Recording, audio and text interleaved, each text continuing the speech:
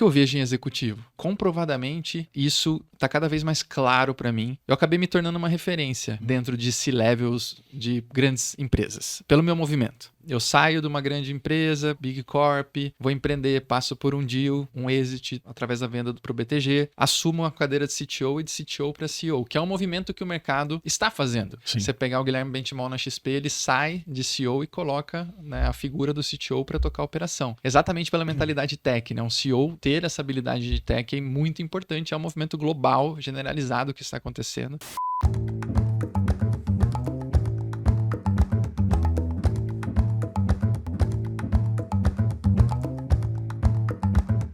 Fala galera, muito bom ter vocês aqui, cara, em mais uma sequência de podcasts aqui, Donos das Vendas. Hoje eu tô com um cara que eu passei a admirar e acabei de descobrir um apelido maneiro. Pode contar, vai. Pode contar? Pode contar.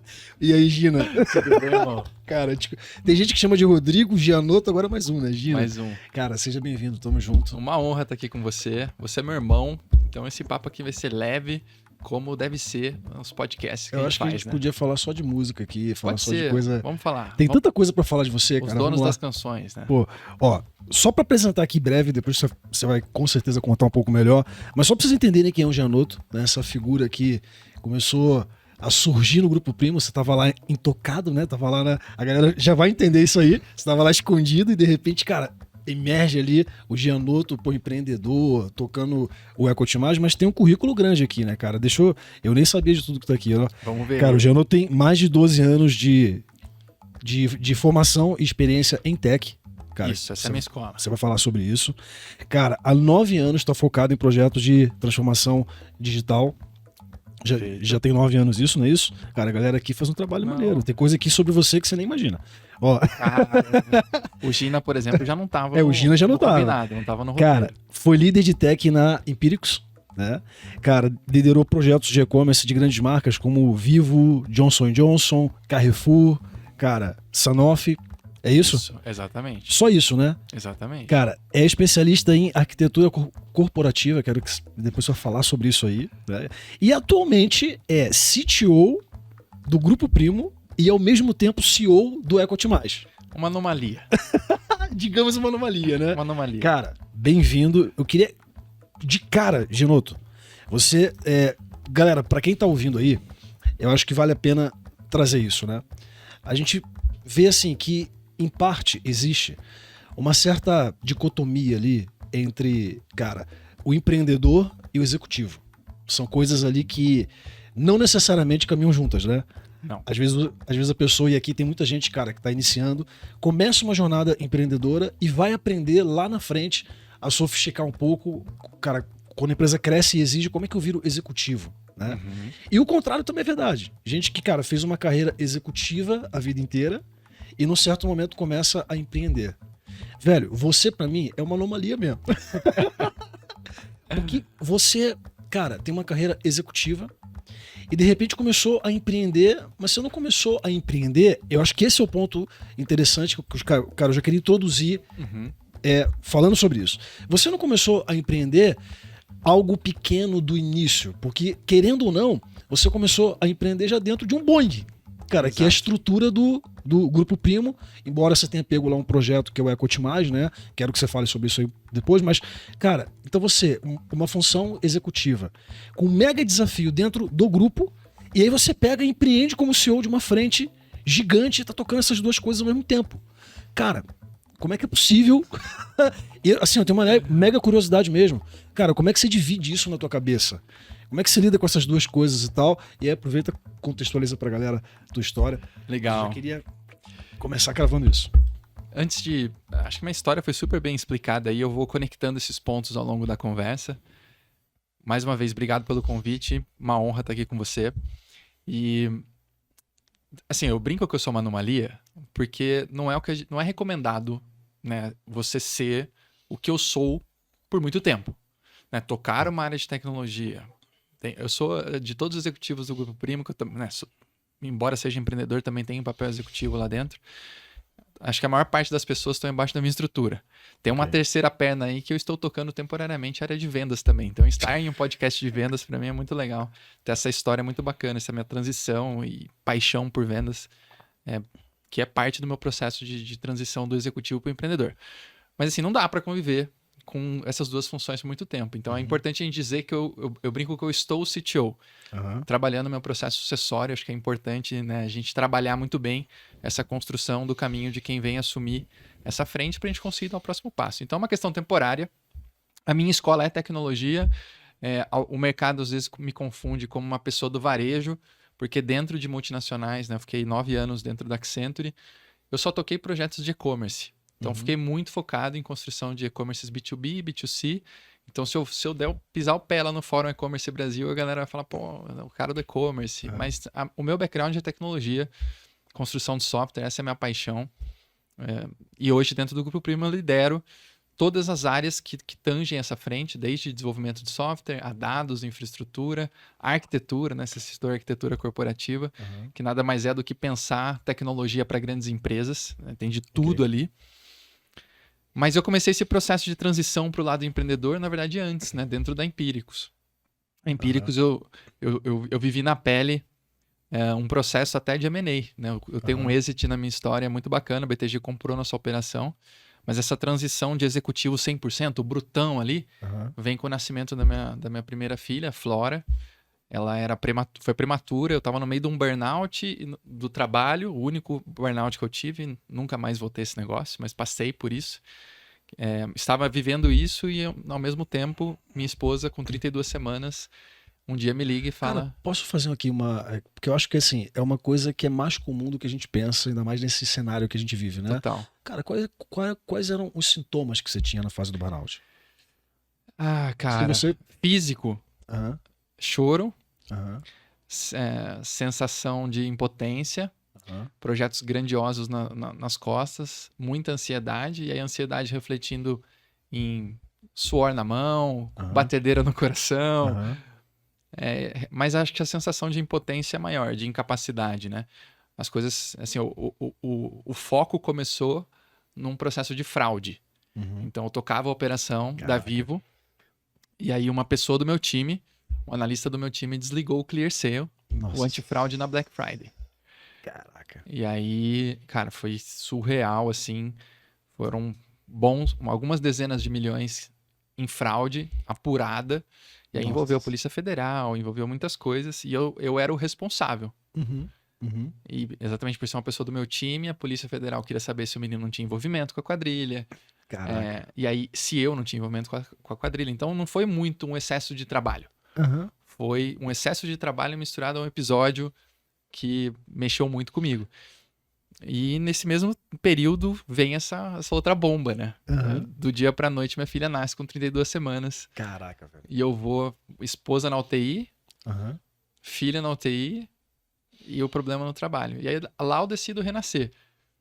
E só pra tentar não deixar a história longa, pra gente focar na resposta que você mencionou na sua questão, as coisas, nada acontece por acaso, irmão.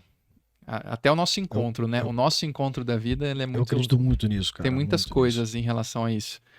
Mas eu caí num quartinho da UTI neonatal do Hospital São Luís. E eu conheci um cara lá dentro, chamado Daniel Amistalden. Ele tava com trigêmeas. E ele era irmão do Rodolfo Amistalden, sócio fundador da Empíricos. E eu já era um heavy user de Empíricos. Eu estava estudando muito investimentos, e eu já amava a plataforma, amava a empresa. E aí ali, naqueles 40 dias que eu passei na UTI neonatal, fiquei muito próximo dele, e ele me chama então para tocar uma operação. Caraca. Eu entro como executivo de tech, em 3 meses sou convidado para ser sócio, cresci na partnership lá dentro, até o processo de deal com o BTG. Mas aqui, a gente gosta de história.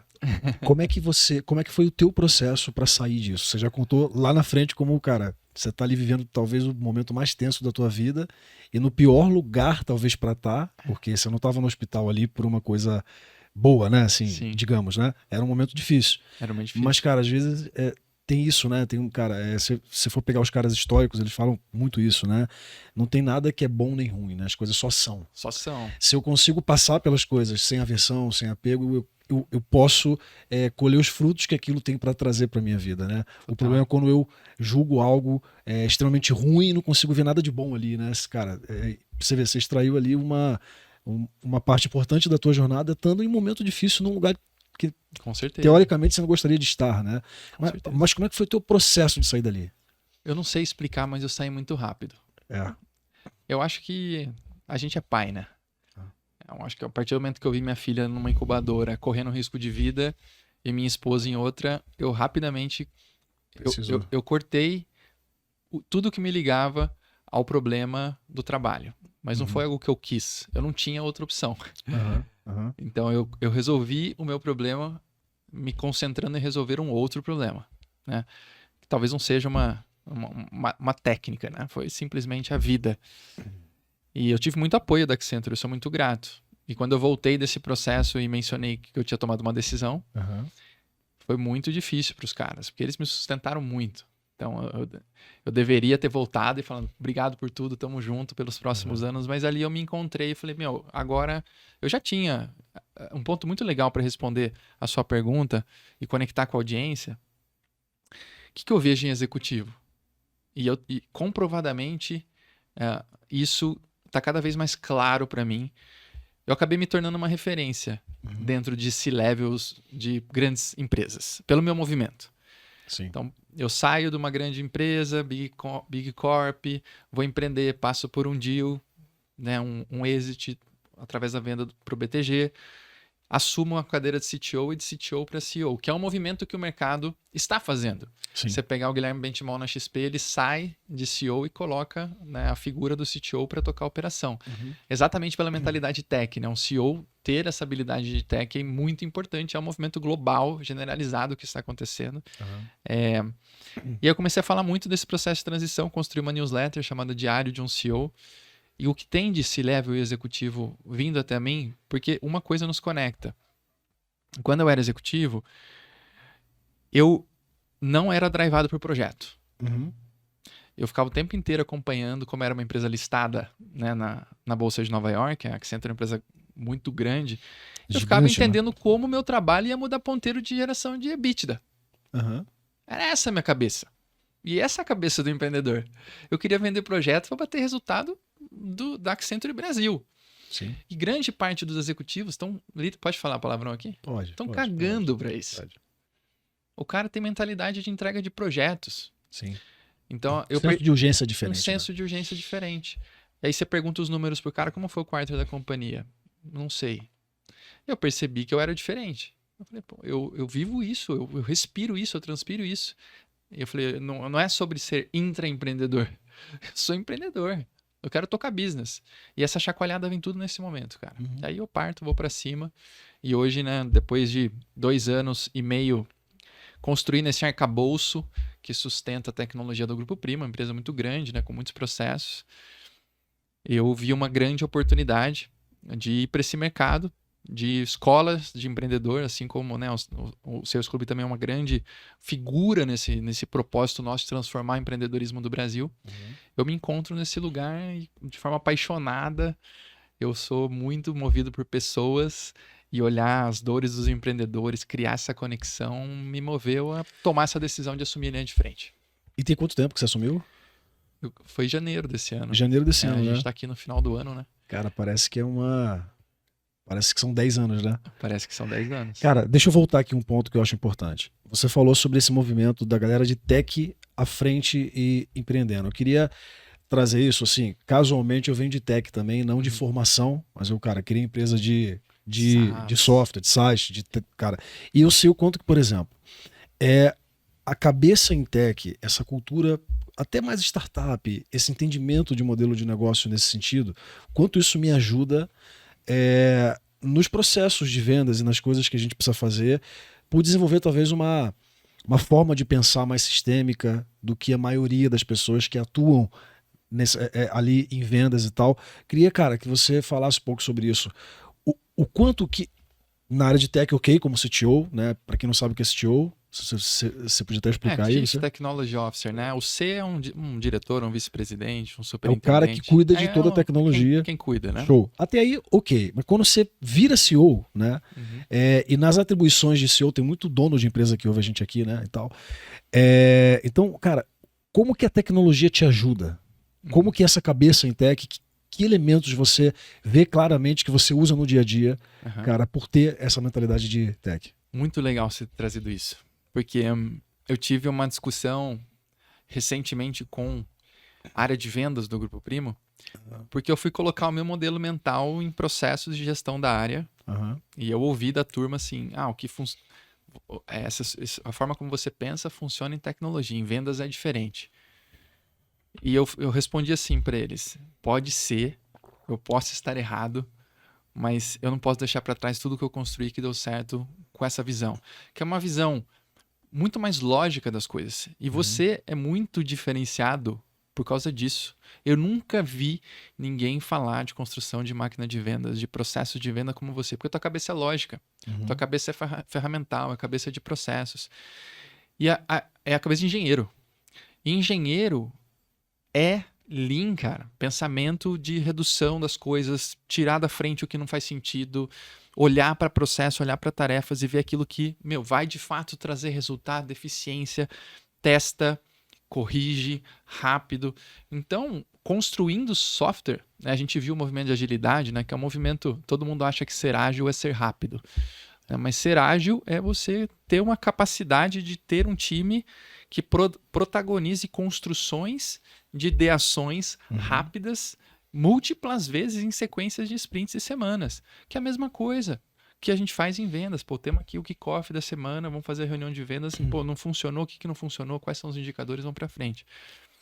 Cara, animal você falar isso, já que você deu essa pausa para respirar, que uma coisa que eu aprendi, cara, que tem a ver com a metodologia ágil, muita gente fala sobre isso, mas assim, aplicando pro dia a dia, eu vejo a operação comercial, já que você citou, exatamente assim. Tem um conceito de pronto, né, quando a gente fala de metodologia ágil, né, e aquela coisa de incremento funcional, ou seja, cara, em toda sprint eu preciso ter um incremento, né? Incremento. Cara, isso, trazendo isso pro dia a dia de vendas, para mim é exatamente assim. O pessoal fala assim, cara, mas como é que você faz a operação funcionar?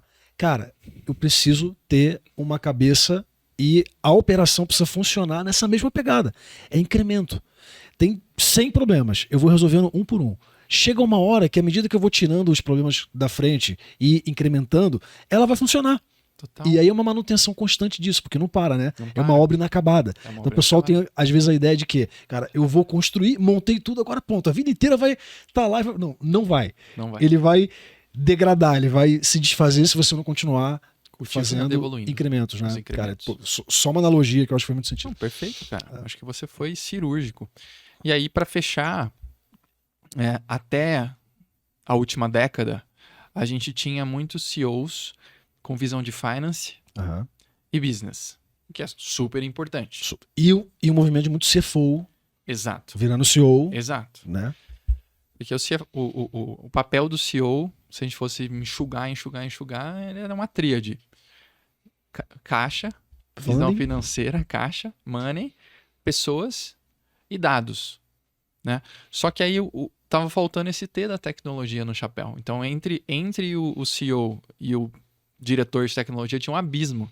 Então o cara na base da confiança vai lá, entrega, o CTO, o diretor de tecnologia, fala um monte de groselha que o cara não entende e isso acabou virando muito libertário.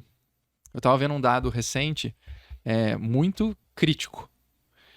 Eu acompanho um indicador que chama software waste, é o volume de software que é jogado no lixo. Okay. Seja uma ferramenta que você contrata e não usa, ou seja um software que você constrói ou não termina, ou constrói quando vai ver aquela funcionalidade você não usa. Cara, beira 50% no mundo. Caraca. Só em 2015 os Estados Unidos enterrou 30 bi de dólares em software waste. Então, olha o tamanho disso. Então, tô falando um monte de então aqui, né? Mas é uma raciocínio aqui. Esse abismo colossal, o mercado entendeu. E aí o que acabou acontecendo foi uma pressão dos investidores, e as grandes empresas têm muitos investidores por trás, ou às vezes são listadas, os investidores somos nós, né? Começa a pressionar o CEO nesse lugar, porque ele não acerta a tese de tecnologia, ele não se atualiza, e aí o mercado começa a pressionar e exigir uma cadeira de tecnologia no papel de CEO. E querendo ou não, acaba sendo um fator crítico para todo o negócio, né? Porque ainda que não seja a finalidade tecnologia, mas tecnologia é meio para tudo, né? Hoje em dia você falar, cara, até uma operação de vendas, trazendo para o nosso público aqui, cara, se eu tivesse que perguntar, quantos % da operação de vendas hoje é tecnologia, quantos por cento é gente e tal? Cara, talvez seja 100% os dois. Sim. É muito gente, mas é muito tecnologia. Sem o CRM, sem uma ferramenta de mensageria, sem integrações, cara, você não faz vendas hoje, Não né? faz.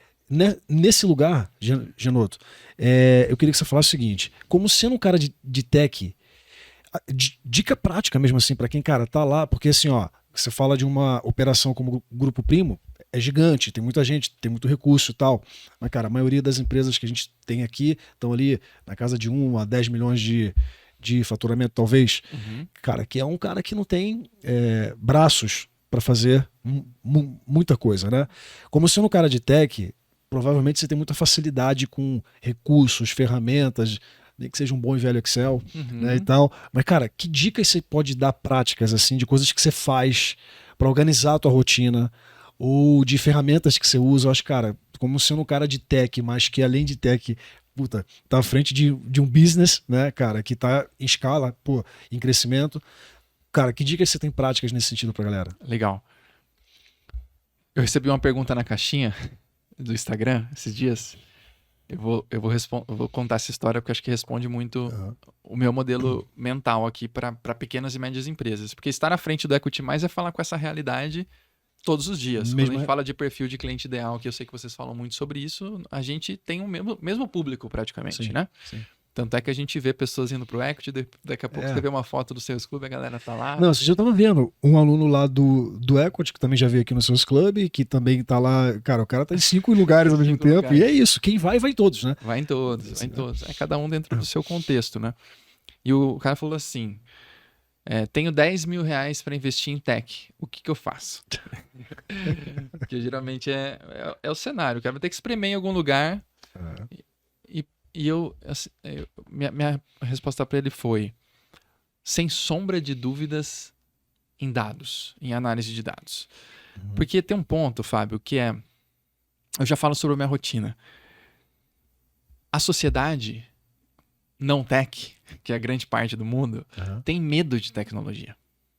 E o que eles não entenderam ainda, talvez vão entender na dor, é que a tecnologia avançou tanto, mas tanto, mas tanto, para facilitar a vida deles. Eu pego, no meio da imersão, eu abro um Zapier, que é uma ferramenta de integrações, e eu faço em 5 minutos na frente de todo mundo uma integração que, a partir de um e-mail que chegou na minha caixa do Gmail, que tem determinado caractere, um determinado texto no assunto, eu processo o corpo do e-mail, jogo para dentro de um CRM, eu pego às vezes um RD, um Active, que tem integração nativa lá, e coloco o cara dentro de uma jornada. Aí eu faço a pergunta: faz quanto tempo que você está tentando implementar uma jornada com um parceiro ou dentro de casa e você não consegue? Quem aqui tentou implantar uma jornada de NPS, de satisfação do cliente, ou uma jornada de leads, de nutrição de leads aí, não conseguiu? Levanta a mão. Todo mundo levanta a mão. Eu falo: então amanhã vocês vão demitir, todo mundo vai demitir a agência, combinado? Porque se você tá com um parceiro, um provedor de serviços, de marketing, de tecnologia, que não consegue te entregar uma jornada, tudo bem, eu fiz em 5 minutos que eu treinei também, eu levei ali, sei lá, uma tarde montando, né? Aham. Mas aí eu fui lá e já fiz meio no play. Mas que seja uma semana, no incremento, né? Vamos se reconectar com o incremento. Se a cada incremento de uma semana, 15 dias, você não consegue pôr na rua uma estratégia de marketing, tem algo muito errado, né? Uhum. E aí eu senti que eu tenho essa missão de mostrar para as pessoas a evolução da tecnologia. Você tem noção, cara, que mais de 50% dos sites do mundo são feitos em WordPress? Você sabia É. desse dado? Não sabia o número, mas sabia que era bem grande. E está Sabia que era crescendo. bem grande. Era 43 há 2 anos atrás, está batendo 48 agora. Caraca. O que isso nos mostra? Nos mostra que cada vez mais as empresas estão entendendo que o mundo é mais SaaS mesmo. Uhum. E o que eu vejo é o contrário. Eu vejo empreendedor querendo, com 1000 ideias, querendo contratar software, contratar time de engenheiros de software, quando se ele tivesse um generalista analítico ali que consegue fuçar nessas evoluções tecnológicas, ele resolve a vida dele. Ele está buscando errado. Tem uma provocação forte aí, né, cara? Tecnologia virou commodity, né? Virou commodity. Desenvolvimento é commodity hoje. Total. Né? Então, Total. cara, eu vejo muita gente e, cara, por incrível que parível, ou por incrível que pareça, Às vezes eu vou em empresas, tem aqui cliente nosso, Seus Club. O cara, vou desenvolver CRM. Cara, por que você vai entrar na... Não dá. Cara, uma dica aqui, né? Dica não, cara, uma direção aqui, né? direção. Cara, não desenvolva. Não desenvolva. Né? É o que você tá falando, tem que ter curiosidade, né, Genoso? Curiosidade, total. E o meu modelo mental, né? Como que eu... Você também pediu para dar algumas direções, né? Eu vou trazer um outro ponto. Tive ontem, inclusive, com um empreendedor grande, cara. O cara tem uma rede de escolas em São Paulo. Uhum. Aí ele falou, contratei um analista de dados, avancei nos dashboards. Eu falei, mostra para mim os dashboards. Uhum. Um monte de dado que estava em Excel, que ele já estava enxergando, plotado em dashes novamente. Então, quando eu falo invista esses R$10 mil em dados, eu não estou falando para você construir dados para ver o que você já vê. Uhum. Eu estou falando para você construir dashboards que te provoquem a levantar boas perguntas para os seus diretores. Eu falei para ele, quantos leads você gerou ontem na empresa? Aí ele falou, ele abriu um WhatsApp para mim, da diretora de marketing dele, era uma lista que ela falou, 7 ontem, anteontem 6, não sei o que, 5 alunos para determinada faculdade. Eu falei, você não está olhando dia contra dia? Crescimento, semana contra semana? Mês contra mês? Quais canais estão vindo esses leads? Então, essa é a provocação. Como você levanta... E aqui, por isso que a fruta baixa é essa. Com R$10 mil, você pega um baita analista de dados, hoje em dia. Um cara bom. Mas como que você plota informação que te provoque a questionar suas diretorias? Esse é o papel do CEO. A galera acha que o papel do CEO é só crescimento. Mas se ele não olha, se ele não tem dashboards que vão fazer levantar boas perguntas para o marketing, levantar boas perguntas para o financeiro, levantar boas perguntas para até dados, para tecnologia, ele está gastando um dinheiro para levantar dados que ele poderia estar vendo de outra forma, processando no Excel. E essa é a minha rotina. Minha rotina é acordar de manhã, olhar para os meus indicadores de todas as áreas e sair antes das 9 horas já ter uma mensagem, cada um perguntando por que a tendência caiu, a média móvel caiu, por que a conversão do Inside Sales... Inside Sales eu olho, por exemplo, vários indicadores, número de ligações por agente. Por que um está fazendo 70 e outro está fazendo 40? Mas esse de 70, na semana passada ele fez 40. O que fez ele mudar de 40 para 70? Qual foi o processo que ele mudou? Quando a gente passa a olhar esse comparativo, e aqui eu falo de gráficos de séries temporais, gráficos de comparação de probabilidade relacionada a período, semana contra semana, mês contra mês, agente contra agente, aí a gente começa a ser inteligente, começa a potencializar o negócio, cara. Essa é uma coisa, Genoto, que você está trazendo, que eu preciso colocar uma lente de aumento no que você está falando, porque é um dos temas principais meus quando eu dou minhas aulas, cara, aqui no Seus Club, enfim, é o papel do Seus Ops. Em vendas, a gente dá um nome para esse analista de dados, que é o Seus Ops. Para quem está ouvindo aí e nunca ouviu falar sobre isso, acho que é uma boa deixa para a gente trazer. Total. Por quê? Cara, você é um cara que tem uma formação nisso. Vamos trazer para a realidade todo mundo que está ouvindo. E aí tem uma curiosidade aqui, né? Eu sou um cara de pessoas, de gente, sempre fui de gente, que fui desenvolver uma capacidade mais analítica. Você é um cara analítico, cara, se formou ali, e vem desenvolvendo, cara, uma habilidade com pessoas. Eu quero falar sobre isso já. Mas o que eu quero trazer isso daqui tem uma tese sobre isso, que é a tese da ambidestria, né? Cara, tem um livro, Organizações Ambidestras, que eu super indico até, que fala sobre essa questão da parte mais analítica, né, e tal, e a parte mais exploradora, mais e tal, enfim, que é uma coisa para se almejar mesmo, né, cara? Quem consegue desenvolver essa ambidestria joga com mais facilidade, né? Com certeza. Mas, para quem tá ouvindo, e de repente, isso é muito longe da minha realidade, porque a gente tem ainda no Brasil, Genoto, a minha percepção é que o Brasil vive de economia real, né? Ou seja, as operações comerciais ainda funcionam do jeito que funcionava na época que surgiu o vendedor porta a porta. Né? Então, para essa realidade de quem está ouvindo aqui a gente, e ele não consegue se ver numa cultura, ele nem tem dados, porque o time nem preenche CRM. Então, por que eu estou levantando essa provocação, cara? O que você falou é muito importante. Cara, para muitos de vocês que estão nessa situação, ter um Seus Ops pode ser a salvação. Pode ser. Porque ele não, você como gestor não vai ser o cara de dados. Provavelmente pode ser que seja, mas assim, você não precisa esperar isso, né? Não vou desenvolver essa capacidade que o Genoto tem. Analítica, não, cara, você não precisa. Contrata lá um analista. Quanto ganha um analista, vai, Genoto, aí? Se eu pegar, não precisa nem ser sênior. Se pegar um analista ali, júnior, pleno, quanto ganha um cara desse? Um Sales Ops? Em média, é um Sales Ops. A gente chama de Sales Ops, mas É. pode ser um analista de dados, né? Na sua... Eu acho que na faixa de uns 6, 7 a gente consegue encontrar um cara diferenciado. Cara muito bom, né? Um cara muito bom. Muito bom. Mas a partir de 5 acho que já começa a encontrar. Show, então, cara, um cara desse pra operação, você botou lá, ele cuida dos processos, ele organiza os dados, ele faz um diferencial incrível nesse sentido, né? Total. O cara, acho que é um norte... Acho que você deu uma sugestão ainda melhor que a minha. Porque às vezes se você encontrar um cara de Sales Ops, ele já é analítico por natureza. Total, ele já é um total, cara de dados total. por natureza. E como eu disse, a tecnologia avançou a certo modo que um cara desse pode construir um Power BI da vida. Ele não precisa ter habilidades tão avançadas de SQL. Não vamos nem entrar nessa questão. Que é uma competência chave para dados, talvez ele não precise. Você precisa de um cara desse para te ajudar a encontrar o caminho. Mas só 2 pontos que você trouxe que eu queria trazer uma reflexão é... Você falou, pode ser até que não tenha dados. Eu duvido que eu nunca encontrei uma empresa que não tenha dados. Mas todo mundo me fala que não tem dados.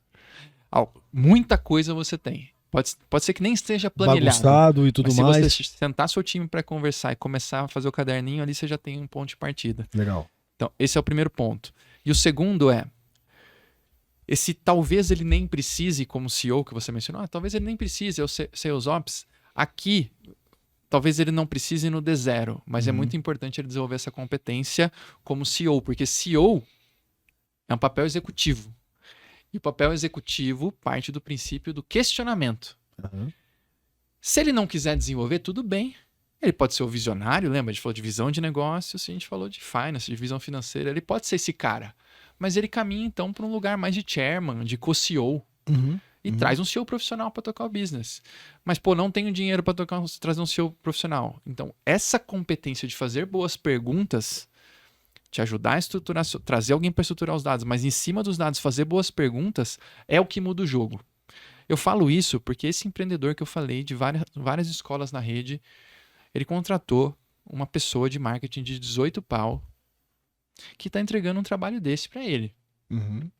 E ele falou, eu achei que contratando uma pessoa sênior de mercado, isso supriria a lacuna da minha ausência desse conhecimento. Eu falei, sim, no curto prazo, mas eu vou te desenvolver, eu vou te ajudar, vou te mostrar como eu olho, como eu enxergo, para você começar a perguntar e questionar elas. Foi 1 hora de conversa, ele saiu pegando fogo. Eu desenhei um monte de gráficos de séries temporais, comparativos, semana contra semana, mês a mês, filmei. Falei, manda para sua diretora de marketing entregar isso para ontem. E a segunda pergunta é por que ela não entregou isso ainda?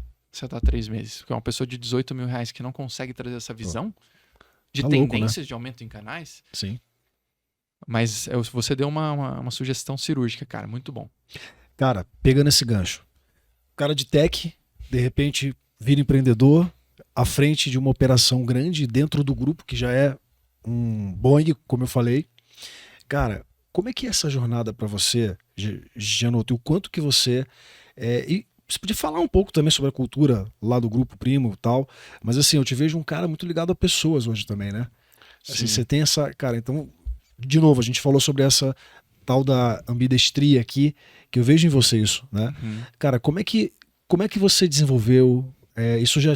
você já tinha isso com você? Porque tem aquele mito de que os caras de tech são tudo meio... Pizza embaixo da porta. Tem a figura daquele nerd de antigamente, né? Sim. Sem nenhuma, né, por favor, nada pejorativo, mas, cara, que é o cara que gosta de computador, que não gosta de gente, que não quer ver gente, né, e tal. Câmera desligada na câmera desligada e tal. Cara, e você, mesmo que você quisesse, você não consegue. O papel que você exerce hoje ali como CEO, cara, à frente, liderando pessoas, como é que foi essa transição pra você? E aí, emenda já, cara, com o gancho da cultura, né?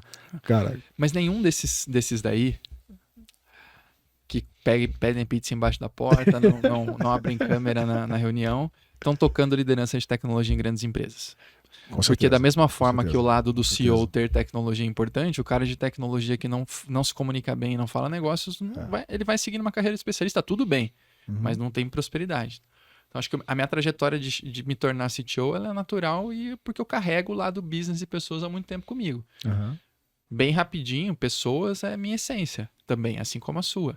Eu era o líder da matilha do escoteiro, Legal. eu era o sexto homem do basquete, tem 5 jogadores titulares, mas eu era o sexto que chegava pra levantar todo mundo quando dava Eu não problema. dei muito certo no basquete, não sei porquê, cara. Eu fui presidente de atlética na faculdade, né? Como músico, eu fui Aham. frontman de muitas bandas, muitos projetos. Eu sempre me envolvi e sempre tive liderança de grupos comigo. Aí vem uma coisa é você liderar grupos sem grandes responsabilidades. Aham. Outra coisa é você liderar gente em empresa. Que o que a gente tem que fazer como líder é unir a motivação intrínseca do cidadão. Por que ele acorda todos os dias com resultado? Até por isso que a área de RH não se chama mais recursos humanos, se chama gente e gestão. É fazer a galera gerar resultado. Sim. Então, acho que esse meu lado business, esse desenvolvimento de business foi me ajudando a entender, estudei muito sobre isso, como metodologias como OKRs, como plano de desenvolvimento, a importância de um plano de desenvolvimento individual, a conversa, o feedback, o one-on-one, você ama esses temas, né?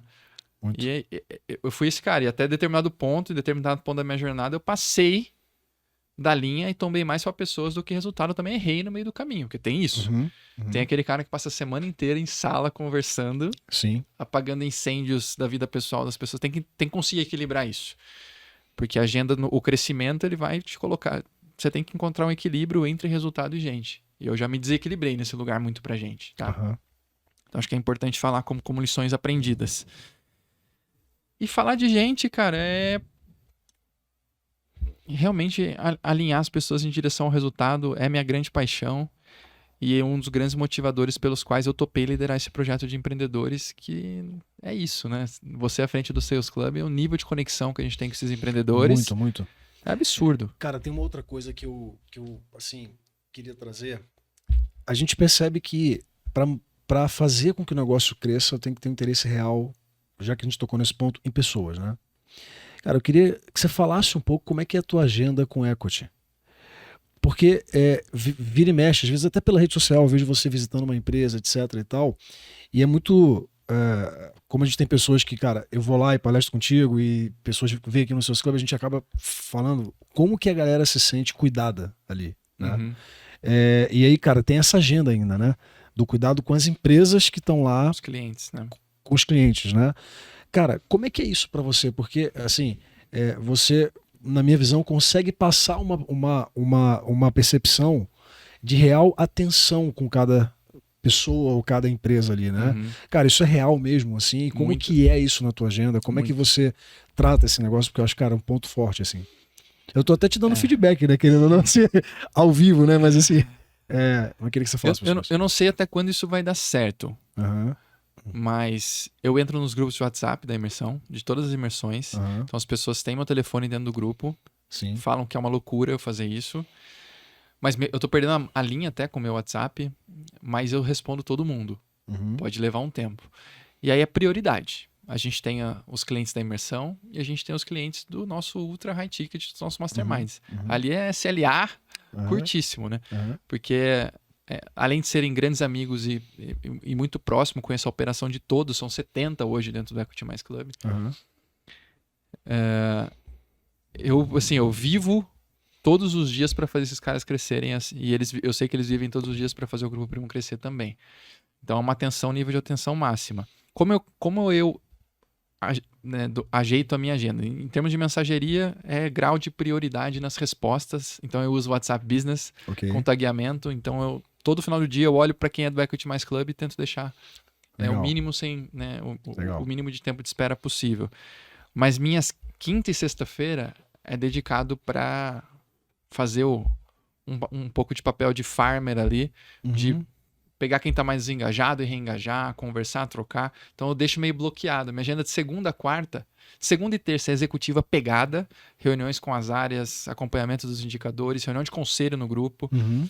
Quarta-feira é um dia que eu penso produção de conteúdo, Uhum. dou uma estruturada na semana, faço podcasts. E quinta e sexta é o olhar de CX sob Pros a clientes, ótica né? do CEO, né? Cara, animal essa separação de rotina tua. Tem que ser, né? Senão mistura Animal. as coisas, a gente se perde. Pra fechar aqui, pelo menos por enquanto, cara, pilares da cultura que vocês têm, cara, quais são, assim? Mas eu quero saber, não quero saber o que tá na parede, não. Eu quero saber o... Não tá na parede ainda. Não tá na parede, Não né? tá na Então, parede. cara, o real, assim, quais são os pilares, cara, que vocês têm de cultura, assim? E os pilares que você também tem com o teu time, com o Sim, EcoTimage, porque sim. acaba que o EcoTimage é uma BU, né? É uma unidade de negócio que você toca lá dentro, Sim. né? Cara, quais são os pilares pra você? Fábio, você deve viver a mesma coisa que eu. E muita gente que tá nos ouvindo deve viver isso na pele. Eu vou falar para fazer um exercício. Faça um exercício aí. Entra no seu site institucional da sua empresa. Olha a missão, visão e valores, mas foca nos valores. Se tiver descrito assim, responsabilidade, 100% cliente, né? Transparência, ética, joga fora. Porque valor não é isso. O mais importante da cultura é você gastar uma energia muito forte na construção dos valores, porque os valores, quando eu entendi isso, virou o jogo para mim. Os valores, por que eles são importantes? Porque eles destravam os comportamentos que se alinham aos valores e fica muito mais fácil avaliar, trazer na frente da empresa bons sinais, boas evidências de comportamento, má evidências de comportamento. E o valor ele tem que arrepiar.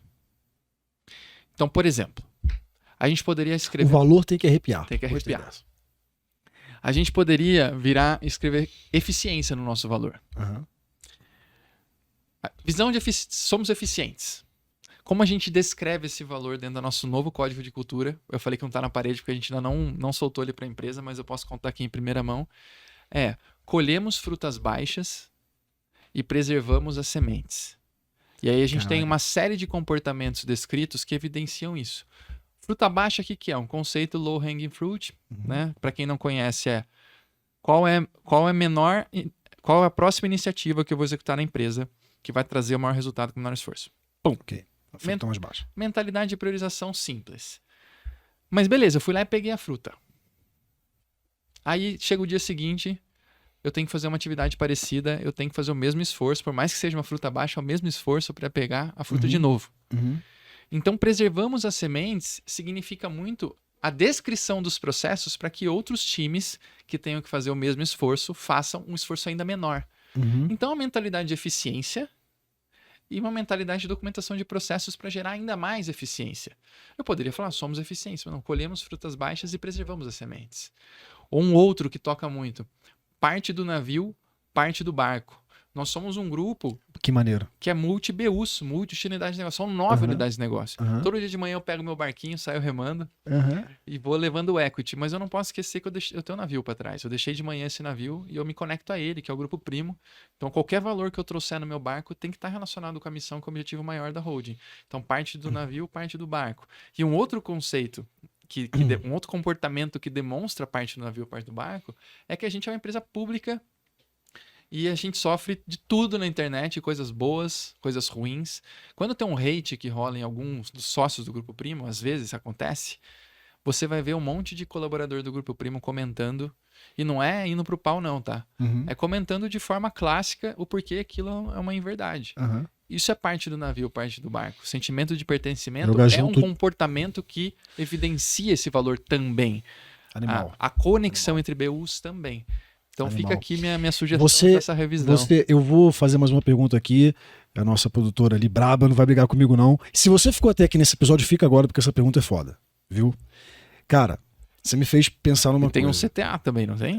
Vem uma coisa boa, né? Mas essa pergunta é foda, você ficou até aqui. Cara, eu me identifico com você em um ponto. Além do executivo, além do empreendedor, tem a construção do influenciador Gianotto. Você tá nesse processo. Tô. Né? Que foi algo que assumir o equity te exigiu. Né? Sim. Cara, você precisava construir essa autoridade enquanto o cara que fala de gestão e tudo mais e tal. Você tem muito mais track record do que um monte de gente que tá aí, mas precisa ser visto, né? Por que eu tô falando isso? Porque esse é um desafio de um monte de gente que tá empreendendo. Eu mesmo sou um cara que eu não queria a exposição, né? E eu, dos sócios aqui, sou o cara com menos exposição, né? Já mudou de ideia, eu tô vendo vários movimentos aí. Não, mas assim, foi um processo duro tomar essa decisão Sim. de ir pro palco, porque eu prefiro a barriga no balcão, né? Sim. Eu tinha até um preconceito de, cara, quem tá lá fazendo conteúdo, deixa o cara fazer só isso, esse cara não consegue trabalhar, né? Eu tinha esse preconceito. Talvez seja o preconceito de muita gente que tá aqui ouvindo, né? Por que eu quero tocar nisso? Por duas coisas. Uma, como é isso pra você? E a gente, posso expor aqui? Claro. Posso mesmo? Claro. Olha lá, hein? Claro. Eu sei que isso, tanto pra mim quanto pra você, cara, desde fonoaudiologia, consultoria de imagem, né? Sim. Cara, existe uma preparação pra estar aqui que é gigante, né? Uhum. O pessoal acha que é só chegar lá, gravar o conteúdo e vai que vai. Não é só isso. É uma curva. É uma curva. Só que, qual é o ponto? Primeiro, como é isso pra você? Porque eu acho que você é um exemplo pra uma galera que tá ali ainda nesse lugar de decidir, se eu vou me expor, se eu meto a cara, se eu não meto a cara, então eu queria tua... Como que você tomou essa decisão, né? E uma outra coisa mais intrigante ainda, vou te botar no fogo agora, meu irmão. Cara, eu vejo muita gente que cria um personagem, né? E que às vezes o personagem, ele vira, tipo assim, ele quase que vive mais o personagem do que quem a pessoa é de verdade, né? Não só na mídia, não só no Instagram. Às vezes a pessoa veste tanto personagem que, cara, acaba que na vida real ela se esquece de ser ela, sabe? Ela é só o personagem. Eu ainda vivo em conflito quanto a isso. Eu quero te fazer uma pergunta. Porque quando eu olho você na rede, os teus conteúdos, cara, eu percebo que você é de verdade ali. Mas até pegando a experiência do Grupo Primo, porque, cara, não tem como não dizer. É uma das maiores referências ali de, cara, né, de conteúdo e tudo mais. É possível ser de verdade? É possível crescer, de fato, ser relevante nesse jogo? Sendo de verdade? Muito, cara. Muito. Muito. Eu tenho amado falar sobre esse tema. Eu até encostei aqui pra te ouvir agora. Eu tenho amado falar sobre esse tema. O meu movimento, ele parte de uma provocação que eu ouvi do Joel. O Joel tava com uma galera numa imersão e eu tava lá. Joel J. Aí ele fala assim: vocês concordam que se tivessem aparecendo no Stories estariam vendendo mais? Todo mundo levantou a mão. Aí ele pergunta: então por que vocês não estão, né? Entendo Stories aqui como né? Whatever. Aí eu guardei isso na minha cabeça, porque qual que era a minha dificuldade? Era entender como eu faria para construir uma marca pessoal que impulsionasse um business. Eu não sou o Rodrigo Janotto hoje nas redes sociais para ser o Rodrigo Janotto. Eu sou o Rodrigo Janotto para impulsionar e ser um canal de aquisição para o equity. Okay. Quando eu entendi isso, eu relutei muito pelos meus filhos. Não queria expor eles. Você não vai encontrar fotos dos meus filhos assim, à torta e direita no meu Instagram. Tem uma coisa ou outra ali. Mas eu passei por um processo dessa curva. E eu fui estudar arquétipos, fui estudar construção de marca pessoal, fui estudar oratória, investi uma grana nisso. Me vesti melhor. Troquei minha camisetinha da Ering, minha calça jeans da Levi's, nada contra, né? Serviu pra mim até aqui muito bem, mas eu entendi que a parte de me vestir melhor era parte desse processo e comecei meu posicionamento, mas com muita autenticidade, tentando conectar toda a minha história do passado nesse jogo. Algumas coisas têm dado certo, outras não. Eu comecei isso há 3 meses, né? Não que o número de seguidores diga alguma coisa, mas eu nunca pus R$1 nisso. É só minha mensagem, o meu caminho. E eu saí ali dos meus 2.000 seguidores amigos, que estavam fechadinhos ali no meu círculo familiar, para 13.000 seguidores. Encontrei um caminho para minha autenticidade. Estou construindo. Então, sim, existe. E esse feedback que você me trouxe é um feedback, é o que eu mais recebo. E eu estou recebendo cada vez mais.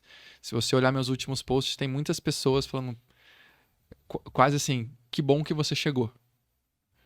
Tava sentindo falta o mercado de negócios, de escola de negócios, clamava por uma pessoa como você. E aí eu encontrei uma forma de deixar isso ainda melhor, que é construir o diário de um CEO. Minha newsletter tá indo muito bem. Uhum. Porque eu pego uma temática específica que eu tô vivendo, uma dor que eu tô vivendo e explico o meu modelo mental, que é o que a gente fez aqui. O último você falou sobre a sua avó. O último eu falei Eu sobre li, a minha pô, avó. tô lá. E o título da minha newsletter, da última, foi Ando Devagar porque Uhum. já tive pressa Uhum. e porque já me ferrei demais. Almissado. É isso, eu ando devagar e eu falo exatamente sobre esse lado low-tech. Olha que legal essa conexão. A conexão conecta a música, conecta a minha história e vou pra narrativa e tem dado muito certo. Então sim, existe espaço, é muito trabalhoso, leva tempo, é uma curva, mas não existe negócio sem marca pessoal do CEO na minha visão mais.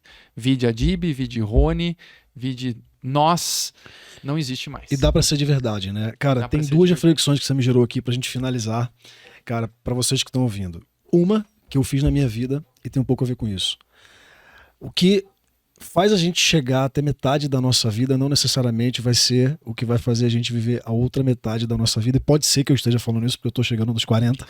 Então tô completando a metade das minhas voltinhas em volta do sol, mas uma reflexão que eu fiz foi, cara, até certo ponto pode ser que seja velocidade, depois é sabedoria, né? Uhum. E, cara, então essa é uma reflexão que você me fez lembrar aqui agora, cara, eu quero compartilhar com a galera que vai ver esse episódio, mas a outra coisa que você me fez pensar aqui, que eu acho que, puta, é muito forte, é o seguinte, eu fico pensando, Gianotto, cara, já teve o Orkut, já teve uma série de coisas, né? E quando o Instagram acabar? Vai sobrar o que de você? Exato. Sabe, eu acho que essa é uma reflexão, assim, sabe? E quando, cara, sabe? Então, assim, acho que ser de verdade não é uma opção. Não é uma opção. Cara, é uma obrigação, né? É uma obrigação. Em fase de inteligência artificial generativa, eu não sei você, cara, mas eu não sei como fala em português, unsubscribe, me descadastrei de uma série de news que eu assinava, Total. porque eu percebi que as pessoas que eu lia antes de era de inteligência artificial escreviam conteúdo de uma forma e agora eu tô recebendo conteúdo que eu sei que é processado. Eu saí fora de um monte de coisa. Então eu tô numa loucura, cara, que toda hora parece que eu tô falando com bot. Então eu tô em busca, eu realmente acredito que a gente tá entrando na era da autenticidade. E os feedbacks que eu tenho recebido de empreendedores, conexões absurdas, abismais, me mostram que esse é o único caminho. Mano, fechou, irmão. muito Muito foda. bom. Muito bom, cara. Se pudesse aplaudir aqui, ó. Galera, é sobre isso, né? Ó, valeu demais você que assistiu o episódio até aqui, nem que seja como se fala por dó, mas esse episódio foi foda. Esse não é por dó, não. Gianotto, cara, quero te agradecer, mas antes de agradecer, só lembrar pra vocês que, cara, todos os meses, 3 dias de imersão aqui no Seus Club, cara, você que sabe que tem algo impedindo você de crescer a tua empresa. A gente fala que o que a gente entrega lá é um desbloqueio do teu crescimento. Então, cara, se você está adiando essa decisão, vai lá, corre, se inscreve a qualquer momento e vem com a gente. Mano, obrigado, cara. Obrigado a você, foi uma honra. Obrigado e, cara, palavras finais aí. Aproveitei pra matar a saudade. Pois é, né? Cara, tem pouco que não se vê. Mas, cara, palavras finais pra galera aí, agradecimento, qualquer coisa. Uma música, talvez. Eu vou evidenciar o que você falou. Eu acho que não existe momento melhor para empreendedores tomarem decisões de participar, né, de imersões, comunidades, como que vocês constroem. Então não é uma coisa para se pensar, é uma coisa para executar. A gente tem que pensar a evolução de empreendedor. Estamos fechando o ano, né? Estamos aqui na reta final do ano. Então a hora é agora. Pensar o planejamento do próximo ano, participar dessas imersões, participar desses processos e entender um pouco de como a gente pensa. Qual que é essa escola nossa, como é o modelo mental, como a gente pensa, como a gente executa. Fora da caixa, né? Fora da caixa. Animal, galera. Valeu demais. Tamo junto e até o próximo. Obrigado, irmão.